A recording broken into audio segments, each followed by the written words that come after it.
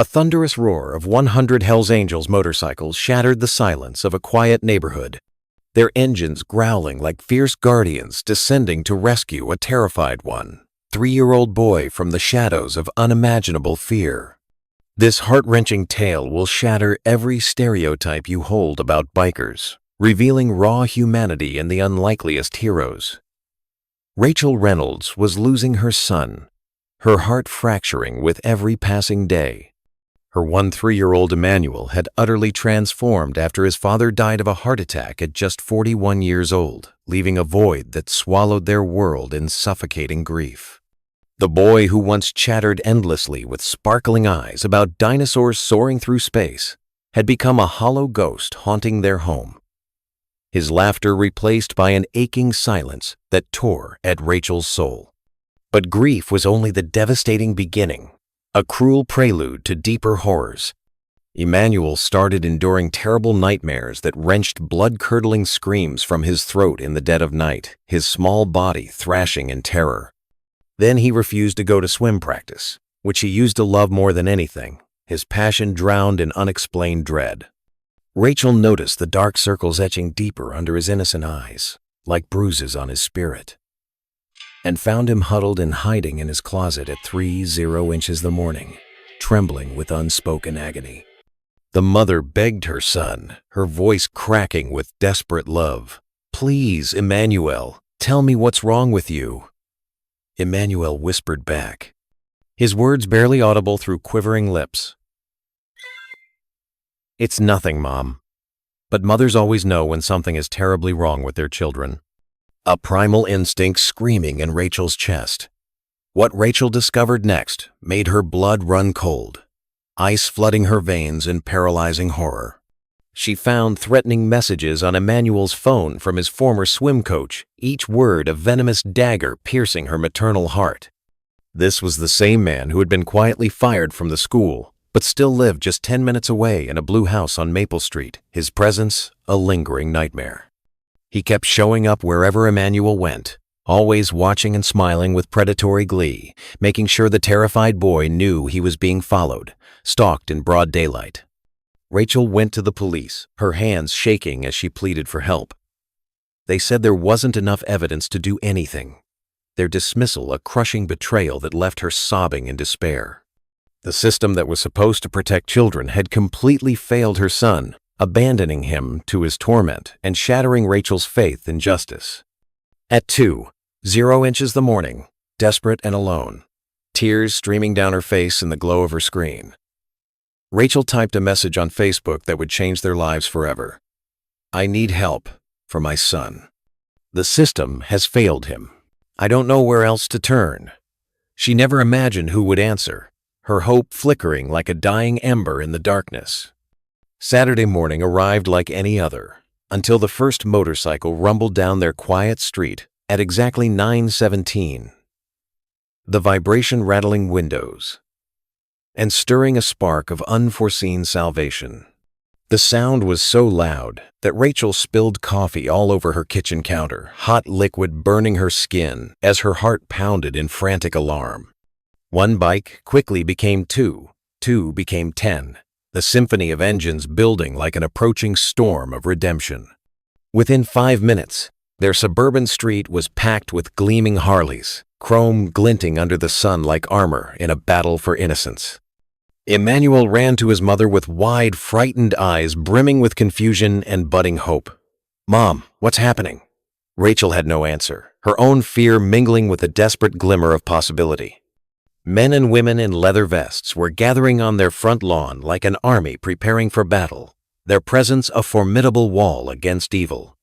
Most war patches she recognized from news stories about the Hells Angels, symbols that once evoked dread, now pulsing with protective fury. A giant man with a silver beard climbed off his black Harley and walked toward their porch, his steps deliberate and heavy with purpose. His leather vest was covered in patches that marked him as someone important in the motorcycle club, a leader forged in fire and loyalty.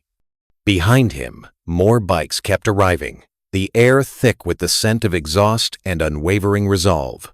The doorbell rang, a sharp chime cutting through the tension. Rachel's hand shook uncontrollably as she opened the door while keeping Emmanuel close beside her, his small frame pressed against her in search of safety. The bearded giant spoke in a surprisingly gentle voice that wrapped around them like a warm embrace. "Mrs. Reynolds, I'm Diesel, president of the North Valley chapter. How do you know my name?" Rachel managed to ask, her voice a fragile thread of astonishment. "Your post about your boy traveled fast, touching hearts hardened by life's cruelties. People who care about kids, we pay attention to these things," Diesel said, his eyes fierce with a protective fire that belied his tough exterior. Behind him stood at least 50 bikers, and more were still arriving, their unity a thunderous testament to brotherhood. The rumble of engines filled the entire neighborhood, vibrating through Rachel's bones like a vow of vengeance and vow. Rachel's voice trembled with overwhelming emotion. "What exactly is happening here?" Diesel explained calmly, his tone steady as bedrock. "We're here to help your son, ma'am. Everything we do today will be completely legal. A shield forged in righteousness. Just a show of support for a kid who needs it," he added, his words carrying the weight of unyielding commitment. He slowly pulled out a business card, his massive hand gentle. David Kowalski, construction foreman at a company Rachel recognized, a revelation that humanized the myth. Then Diesel said something that sent chills down Rachel's spine, a jolt of dread and gratitude intertwining. "The man bothering your son is a former swim coach who lives in the blue house on Maple Street." "Right. How could you possibly know that?" Rachel gasped, her breath catching in terror and awe. "Our community has eyes and ears everywhere. People talk to us, and we listen very carefully when kids are in danger," Diesel replied, his gaze intense with vigilant empathy. Diesel looked down at Emmanuel with kind eyes that softened like a father's. "Hey there, young man. Nobody's going to hurt you today or any other day if we have anything to say about it," his promise, a balm to the boy's wounded soul. Emmanuel stared up at the giant biker, a flicker of trust igniting in his fearful gaze. He wasn't hiding behind his mother anymore, courage blooming tentatively in his chest. A police car rolled slowly down the street. The officer inside nodded at Diesel, who nodded back, a silent alliance forged in shared purpose. This confused Rachel completely, her mind reeling in bewildered hope. "His daughter was in your son's swim class last year." The connection, a heartbreaking thread of communal pain. The terrible truth hits Rachel like a punch to the gut, nausea and rage surging through her. There were other victims, other scared parents, but still not enough evidence for police to act, the injustice a festering wound. "We're planning a ride through town," Diesel said, his eyes alight with determined justice. "Past the school, past the pool, and past certain other locations." He didn't need to mention the blue house on Maple Street. Everyone understood. The unspoken threat, hanging heavy with protective menace. Rachel asked the question burning in her mind, her heart pounding with grateful curiosity. "Why would you do this for us, when you don't even know us?"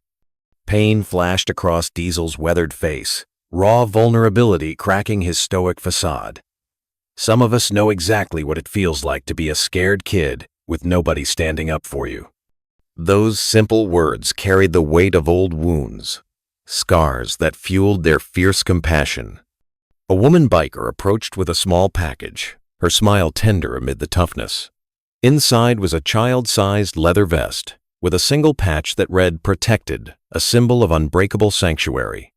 "Honorary membership," Diesel explained to Emmanuel, his voice warm with pride. "This means you've got friends now. Lots and lots of friends."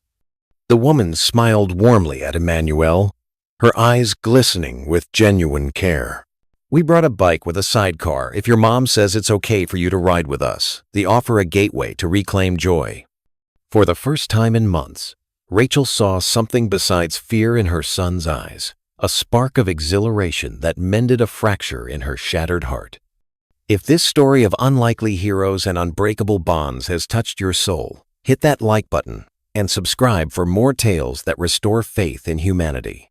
What happened next was the most incredible procession their town had ever witnessed, a cinematic wave of roaring engines and defiant love. Over 100 motorcycles formed a parade through the main streets while police officers cleared traffic for them, honoring the Guardian's mission. Emmanuel rode in the sidecar next to Diesel wearing his new vest and a helmet that matched the tears streaming down her face. Rachel's cheeks wet with overwhelming relief and pride.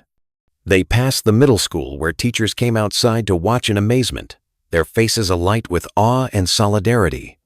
They passed the community pool where parents raised their fists in support, cheers erupting like victory cries. They passed the courthouse where Judge stood on the steps watching and slowly nodding his head just as stirring in silent approval. And yes, they definitely passed the Blue House on Maple Street, the convoy's thunder a deafening warning. The message was crystal clear to everyone watching.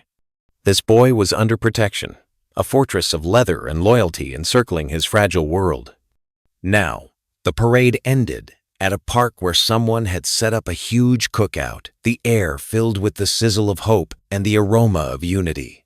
Kids from Emmanuel's school showed up with their parents.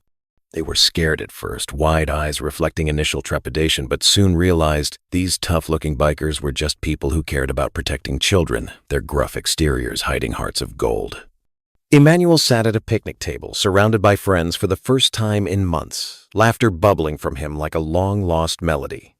Diesel found Rachel watching her son actually smile, a genuine beam that illuminated her tear-streaked face with pure joy. "Thank you," she said, her voice choking with gratitude that words could barely contain. "I still don't understand why you're doing this." Diesel watched the children playing, his eyes distant, with poignant memory. "My little sister was 15 when her swim coach started making her uncomfortable, telling her she had special potential if she stayed after practice alone with him." His hands clenched into fists, knuckles whitening with suppressed fury. "She told our parents. They told the school, and the school said they'd look into it. She quit swimming and had nightmares for years, the trauma etching eternal shadows." He looked at Emmanuel laughing with other kids, a soft smile breaking through his pain. "That was 30 years ago, and she still has problems. Trust in people. Some things you can't fix in the past, so you fix them going forward instead."